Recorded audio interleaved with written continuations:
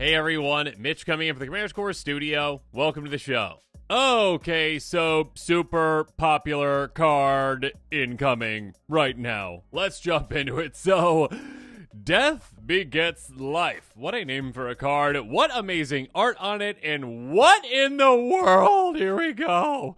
Sorcery for 8 mana in total in Sultai.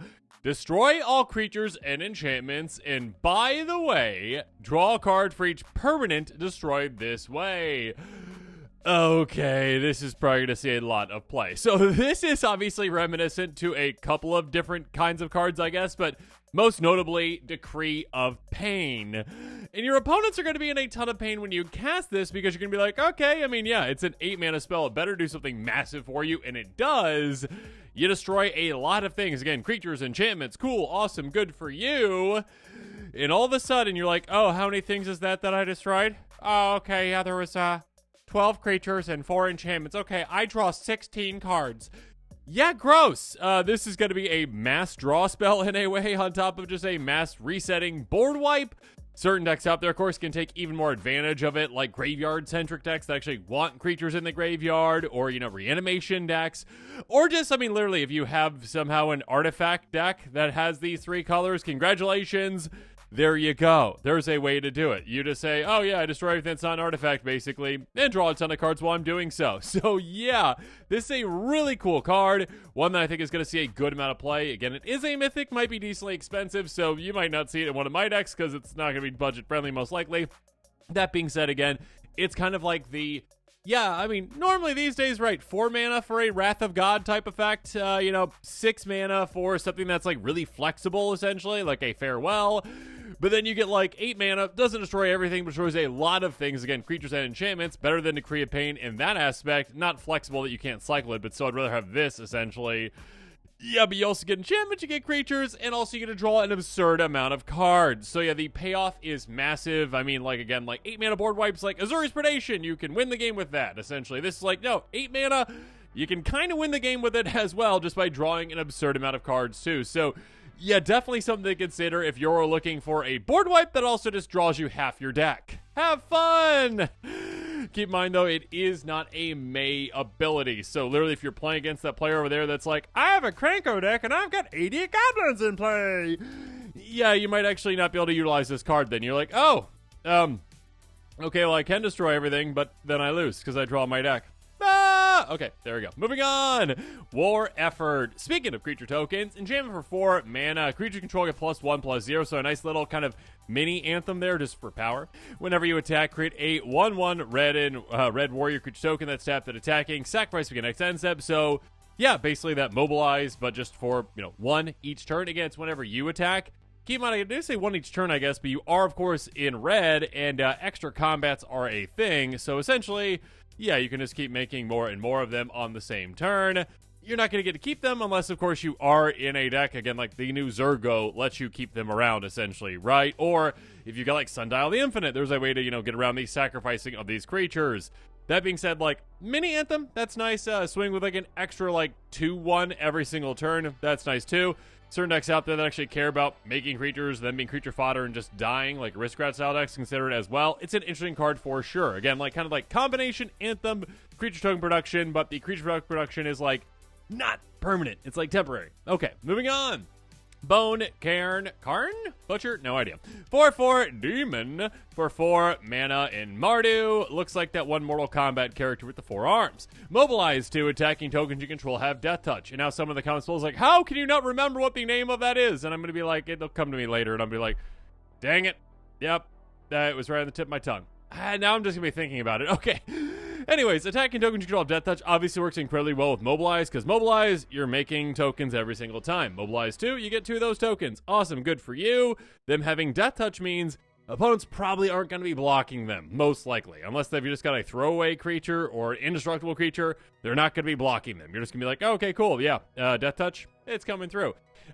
For a good amount of just token decks out there, Go Wide strategy, if you've got Mardu, this is pretty solid. This is obviously a card that makes you 2 tokens on every single one of your attacks with this creature. So, Ishin, anybody? But yeah, being able to essentially say, okay, I'm going wide. I'm making tokens if I've got token doublers in the deck, like Annoy Procession, etc. The new Elspeth, yeah, that's the thing too. You haven't seen that one, my goodness. But yeah, cool. You get to get extra tokens, you get to create more, you get to keep more. But yeah, being able to have Death Touch on your tokens now says, oh yeah, they're going to get through in combat most likely, or my opponents are going to be losing out on some of the things. Of course, that pairs even better if you've got, I'm not going to say like tokens that have first strike. There's not too many of those out there necessarily, but a way to grant first strike or a way to grant double strike to your team. Plenty of those kind of anthems out there that are quite good. And not plenty, I guess, for the double strike. But still, yeah, it is a solid card. Definitely for a token strategy. Yeah, or, if you're going like a mobilize type strategy, you can do some cool things with that too. Moving on! Quarry Mountain Stalwart. So this one's a little fuzzy. There's one later that's going to be pretty fuzzy, so my apologies. But, yeah, I don't know. Sometimes the images don't get uploaded properly from some postings. I don't know. 3/3 Human Monk for 3 mana and Boros Flurry. Whenever you cast your second spell each turn, this creature deals 2 damage to each opponent. You gain 2 life. This is interesting. It's kind of like Gutter Snipe-ish in a way, but more for like, not Storm necessarily, but like multiple cast, like second cast, right, essentially. It's okay. I mean, gaining life is nice too, but it is, again, it's capped each turn. Like, again, unlike Gutter Snipe, which is not capped each turn, this one is based off of the second spell you cast. There's only, one time you're going to hit the second spell of the turn on every single turn. You can do it on your opponent's turns as well. It does require instance, obviously. It's a cool card for sure. Not really sure exactly what kind of decks are really going to see play with it, though, in Commander. Next up, maybe Monk decks, I should say. Kishlish Skimmer, a 2/2 Bird Scout for 2 mana in Simic. Bird. Yeah, it's a bird. That's a bird person. Like the bird people, like in Magic, like really vary on their looks. This is cool. It's like a blue jay. Cool. All right. Flying, whenever a card leaves your graveyard during your turn, draw a card. This would be pretty broken if they didn't limit it. I don't like this next line of text, but it might be necessary on this one. This ability triggers only once each turn. Yeah, Wizards doesn't want to let Johnny with this one. Okay, so basically, yeah, again, if you have any kind of a commander deck out there that utilizes leave graveyard type effects, like there's a brand new commander that actually works with that quite well. It's awesome. But yeah, being able to essentially be like, oh, okay, cool, yeah, you leave the graveyard, awesome, I get a benefit off of that, essentially. Great, and drawing a card is pretty huge. Of course, like, just outside of, again, like, decks that are specifically built around that, like, there are certain cards, obviously, like, Flashback. Anytime you flash a card back, cool. Or that one from Theros that's like, I can't remember what it's called, but yeah, you know what I mean. Anytime you can get things out of your graveyard, just inherently on a card, you're going to get value out of it.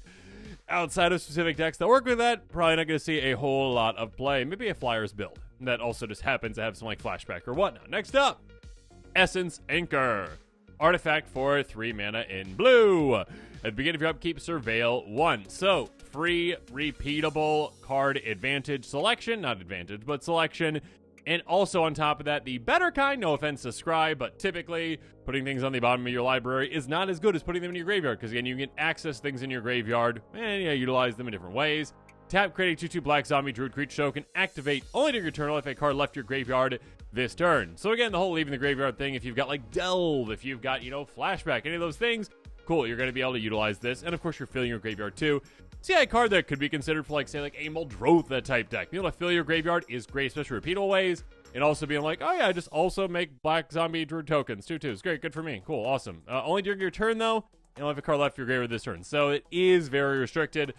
Interesting. Cool. Next up. New Way Forward again. Sorry, this one is so fuzzy. I could not find a better image. Instant for 5 mana in Jeskai. The next time a sorcerer of your choice would deal damage to you this turn, prevent that damage. Damage from this way, New Way Forward. It deals that much damage to the sorcerer controller.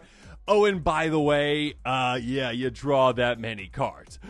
Gross! Okay, so this one is a good amount of mana to hold up. It's kind of like, comeuppance-ish, essentially, where that one's more of like a finisher. This one's more like prevent one big thing and then just draw an absurd amount of cards. You gotta hold up a bunch of cards, and then you probably should just irritate another player. Be like, just keep poking that player once you have this card in your hand. Be like, yeah, I hit you with my flyer. Yeah, 2 damage, whatever. What you gonna do about it? Oh, you've got a giant dragon. Oh no, don't swing at me with that. Yeah, being able to just say, okay, instead, now for the 10 damage you're gonna give me, yeah, but you take that 10, and I also draw 10 cards. It is a card that's definitely not for every strategy out there, but kind of like the gotcha strategies, like the more defensive strategies, like a turtle strategy out there, or like a walls strategy. Might want to consider this, because, yeah, it's a good way to be like, yeah, they might think that you're going to block. You're like, no, I'm just letting that big thing through it there. And all of a sudden, yeah, the damage come back at you, and I draw a ton of cards. 5 mana is a lot to hold up, though, but it is a good, like, gotcha kind of card for those types of decks. Next up, like, deflecting SWAT-ish. Okay, next up. Afterlife from the Loam. Oh my gosh, Life from the Loam, Afterlife from the Loam. Oh my goodness, that's hilarious. Okay. Sorcery for 8 mana. Not hilarious, that mana value, but it does have Delve, so you can actually get that down to just 3 mana. For each player, choose up to 1 target creature card in that player's graveyard. For that card's on the battlefield, under your control, there are zombies of other types. Interesting. Very interesting. A very solid card. Again, keep in mind, it does say for each player. So, of course, not just you, but also your opponents too. But it does count you too, so that's 4 in total you get to pick. There's that one, it's like Dredge the Mire or something. I think that's the name of that one. I've got a lot of cards to memorize anyways. Yeah, for 4 mana. So, yeah, this one can be even cheaper, again, by delving away those cards. It can be just 3 mana. Very specific pips, though, obviously. But just 3 mana. Being able to get out 4 creatures, that's huge. And again, you get to pick them. Unlike Dredge the Mire, I think your opponents get to pick whatever they're giving you. But yeah, this is a very solid card. One that can definitely be game-ending. Kind of Sepulchral Primordial-ish, essentially. But not as easily usable and abusable. But yeah, you can just cast it for 3 mana, which is quite great. Cool. Alright, moving on. Taval's Judgment. I think it's good. I think it's bad. Enchantment for 3 mana and black. Whenever 1 or more cards leave your graveyard, choose one that has been chosen this turn, draw a card, create treasure token, create 2/2 black zombie, creature token. Yeah, I guess that they literally just copy-pasted the artifact that they made in, Aether Drift, essentially, and they're like, okay, instead of discard, leaving graveyard, look at me go, yeah! Okay, cool. I mean, except for instead of it being, instead of being like, each opponent loses 3 life, you get a 2/2 Druid. This is literally the exact same card, just copy-pasted into a enchantment that, again, deals with things leaving the graveyard. If you have a deck that cares about things leaving the graveyard, if you have a deck that's got a bunch of, again, flashback, a bunch of, whatever that Theros thing is. I don't know why it's escaping me. It's called Escape. There we go.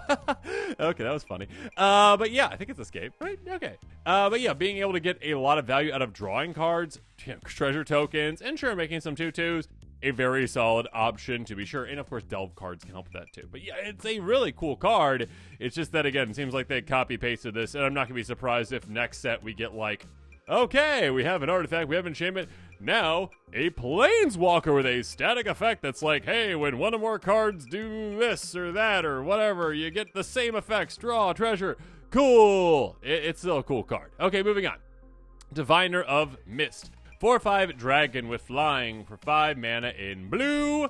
When this creature attacks, mill 4 cards. You may cast an instant or sorcery card from your graveyard with mana value 4 or less without paying its mana cost. That spell would be put in your graveyard. Exile it instead. Okay, so this is interesting in that it is, again, a very relevant creature type, obviously. And an dragon deck can only cost 4. Congratulations. Yeah, on attack trigger, though, not on ETB. Thank goodness. But yeah, so attack trigger, you can definitely use and abuse that in different ways. I mean, if you get extra combat, it's great, good for you. You are, again, you're not limited to those 4 cards that you milled. Like, sometimes it's, like, out of those 4 cards, so you can't really whiff. I mean, you can whiff, but it's harder to whiff, obviously. You're getting extra cards in there, and obviously, if you already have an instant sorcery card in your graveyard that meets that requirement, you can cast it for free. So, yeah, this is a great way to... for a deck that maybe has self-mill and gives you a lot of good options. Just kind of like recur cards. Again, instant sorcery, so it's like kind of like flashbacking-ish certain cards. It's pretty cool. Yeah, self-mill decks can consider it. Obviously, it just helps you mill too. Dragon decks consider it, just with a good amount of value. It depends on how many instant sorceries you have, mana value 4 or less. But yeah, it's a solid, cool card. Interesting. And in decks that actually benefit you, again, when you have things leave your graveyard, or again, cast things out of your graveyard, consider that too. River Kelpie-ish things. Next up. Welcome the Dead. Sorcery for 4 mana. Not sure why the coloring's a little off on this one. I'm not sure why. Again, it's just sometimes just a little bit fuzzy on some of these cards. It's pretty clear, though, for the most part. All right. Draw 2 cards and discard a card, and you lose 2 life. Okay. Create X tapped 2/2 black zombie druid creature tokens, where X is the number of cards that are put in your graveyard from your hand or library this turn, and you can flash it back as well. Okay. So, hey, do you want to make a bunch of zombies, potentially? Again, it's based off of the number of cards that are put in your graveyard from your hand or library this turn. That can be a good amount, obviously. I mean, there's a lot of ways to very easily mill yourself a ton. I mean, there's certain cards like, mill half your library. And you're like, okay, I did that. Now, yeah, sure, make 40 2/2s. You also get to draw 2 cards and discard a card. That's quite nice. And again, it does count your hand as well. So if you like have like a discard strategy as well, they can take advantage of that too. And being able to flash it back is quite nice because again, if you aren't a mill strategy, you can get access to that out of your graveyard, which is quite nice as well. And it's only based on putting your graveyard from your hand or library this turn, so do make sure that you take advantage of it. It does cost me 4 mana, which is not that much, but again, like if you're gonna be like, okay, I play this card that mills me a ton, I better have enough mana that also lets me cast this too. So it is a cool kind of like very big splashy card for the right deck, but like, will it see play in a bunch of zombie decks? Maybe not, but maybe one zombie, you know, in particular a zombie commander that I'm thinking about that's like, hey, attack with zombies, draw a bunch of cards, discard a bunch of cards. That would meet this requirement. Be like, yeah, that's going to see a lot of play in that. Yeah, cool. Moving on. Floral Evoker. Cool art. 2/3 Snake Druid for 3 mana in green. Landfall. Whenever a land you control enters, put a counter on this creature. I'm going to become absolutely massive. Pay a green, discard a creature card, turn target land card from your graveyard to the battlefield. Tap. Very interesting. So, being able to, well, kind of exchange creatures in your hand and kind of turn them into Steves in a way. So sorry, Steve, but you're not alone anymore. Now, all of a sudden, there's a bunch of other Steves, but they work in different ways. Again, basically just paying that single mana to discard any creature out of your hand to just ramp now, which is great. Again, your lands have to be in your graveyard, though, obviously, but still, and they do come and play tap, so it's not like Evolving Wilds, crack it, Evolving Wilds, crack it, Evolving Wilds, crack it, Evolving Wilds.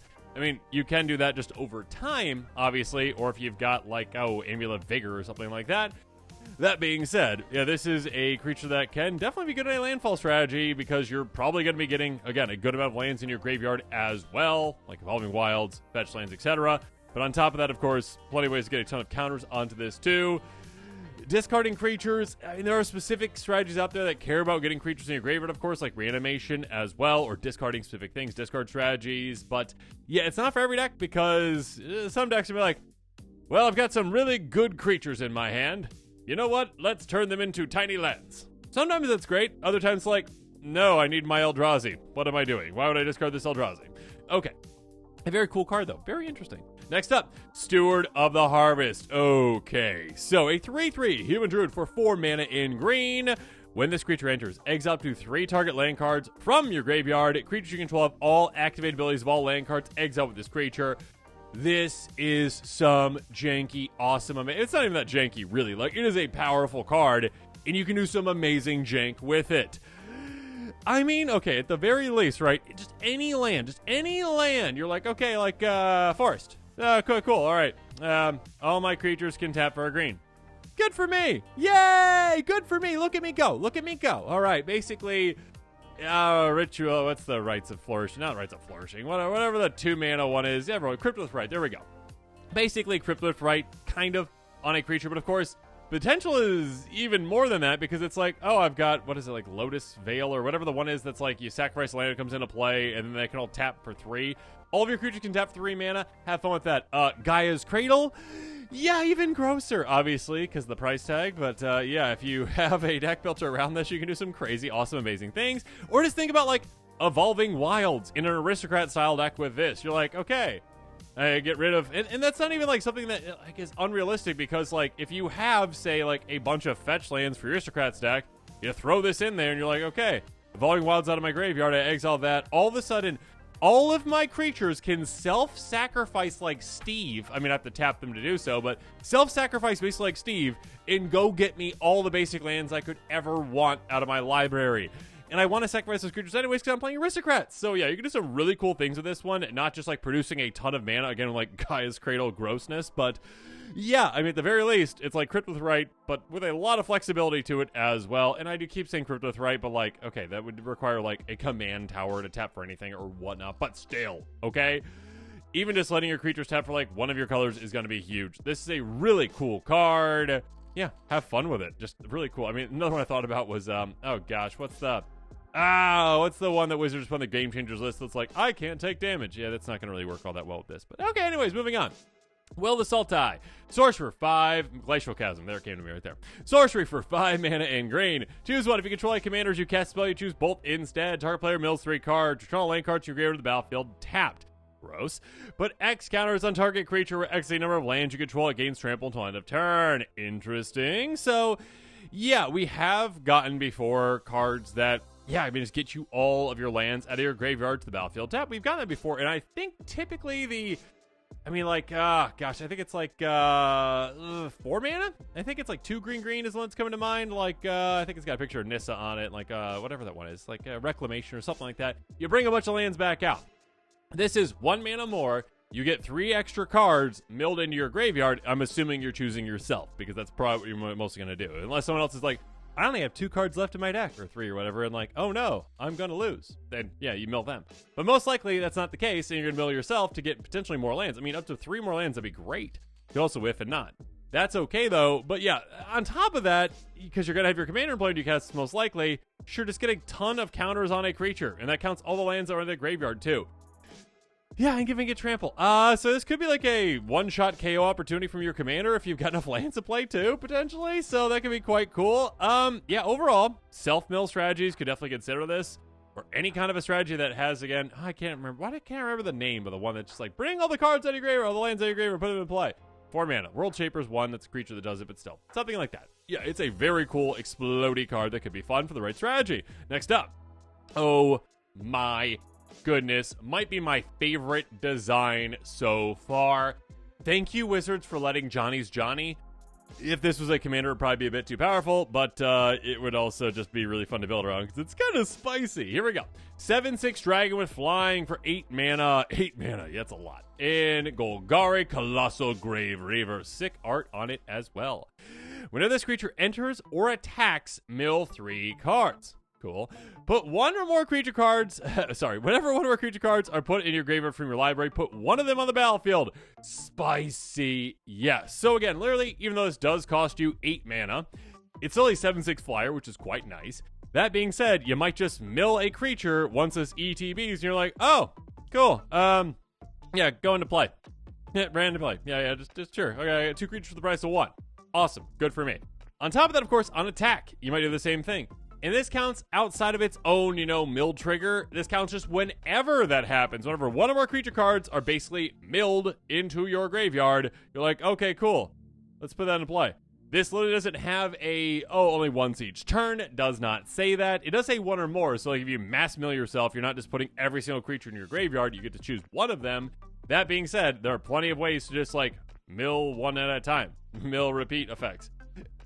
Yeah, you can do some really crazy things with this. I mean, like, my thoughts are like Altar of Dementia and like token producers. You can do some really fun things with that. But yeah, this is spicy. This is awesome. This is, I mean, it is a lot of mana. Like, again, it is like very top heavy in what it does. Like, the right deck is going to be like, yeah, I love this.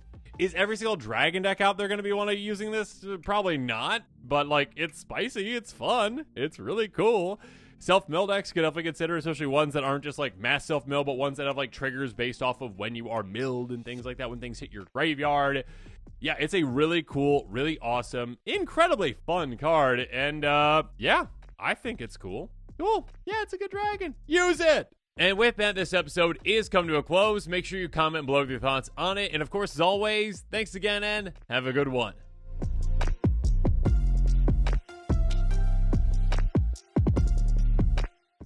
This show and episodes like this one are possible thanks to viewers like you. If you're looking for an easy way to help support this show, make sure that you like, share, and subscribe. Also, hit that bell notification icon so you don't miss any new episodes. You can also go check out our playmats and other merchandise at thecommandersquarters.com. Another easy way to support this show is with our TCG player affiliate links. So whether you're buying a deck or individual cards, you can use this general link right here or one in the description. And the final way that you can support this show is by supporting us directly by becoming a patron. There are many benefits to being a patron, and I truly couldn't do this without all of their support.